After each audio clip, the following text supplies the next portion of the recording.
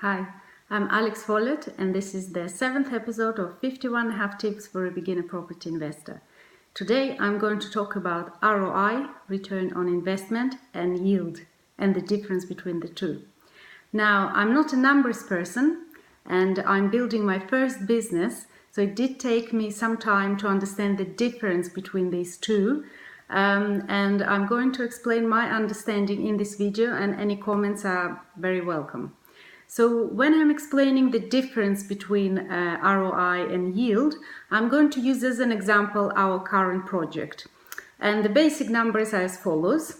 So we purchased this property for £110,000, £4,000 legal costs, and we're going to spend £40,000 on refurb. So in total, we are investing £154,000. And the rental income that we expect will be, after we converted this property to HMO, is going to be £28,000 gross rental income a year and £12,000 net income a year. So first of all, we're going to look at yield. And yield is the annual income divided by the overall cost of purchase plus refurb. There are two types of yield. There is the gross rental yield and net rental yield.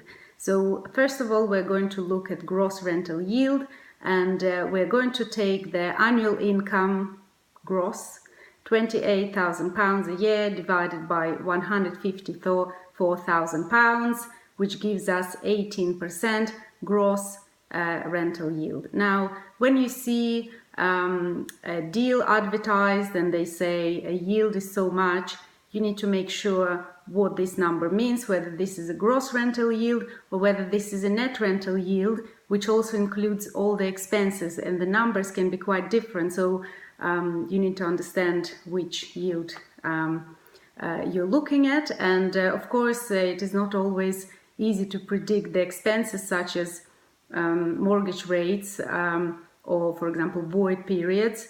So yes, you just need to look carefully at the numbers. The next calculation I'm going to do is the ROI, and ROI is the return on your investment. Basically, you invest money into a project and you want to understand how much return on the money you're going to get. And obviously it's different when you're getting finance, such as for example mortgage or a bridging loan. So if I'm looking at the numbers here, we had to put 20% deposit because it was financed with a bridging loan. For the purchase we spent £26,000 deposit plus the legal costs, plus £40,000 that we're spending on the refurbishment. It gives us £66,000 that we actually invested. The rest was invested by the bridging loan. So what I'm going to do, I'm going to divide £12,000, which is the net income a year, divided by £66,000 that we actually invested here, and it gives us 18% return on investment. So it is actually the same percent as I got in the gross rental yield, but it's a different number. So it is, it's good that it's sort of close, but it is a bit of a coincidence that actually I came up with the 18% return on investment here. So this is my first stage. This is when I did the investment and I started receiving rental. But actually all the magic starts when you refinance. So after you've converted the property to HMO, you can refinance, and there can be two options. So you might be refinancing on the valuation that is based on bricks and mortar, or it can be a commercial valuation that everyone aspires to, that is based on the income produced by the property, which is actually a working business. So what we're aiming at with this property is, so we invested £154,000 in total, including the bridging loan, and we are aiming for the revalue of £180,000 bricks and mortar.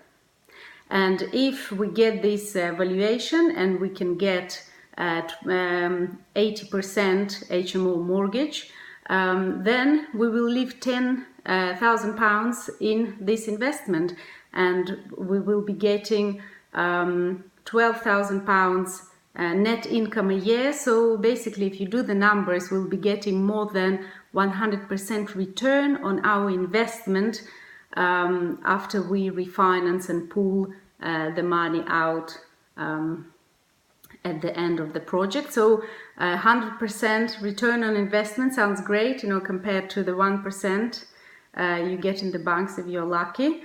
And if we can actually persuade the lender to do a commercial valuation, and for this we need to make sure that we change the property to such an extent that it's difficult to convert it back to a single let property, we can actually get the commercial mortgage, which will be 7 times or 10 times the annual income, and here we'll be able to pull all our money out, or even more than that, which will create the infinite return on investment.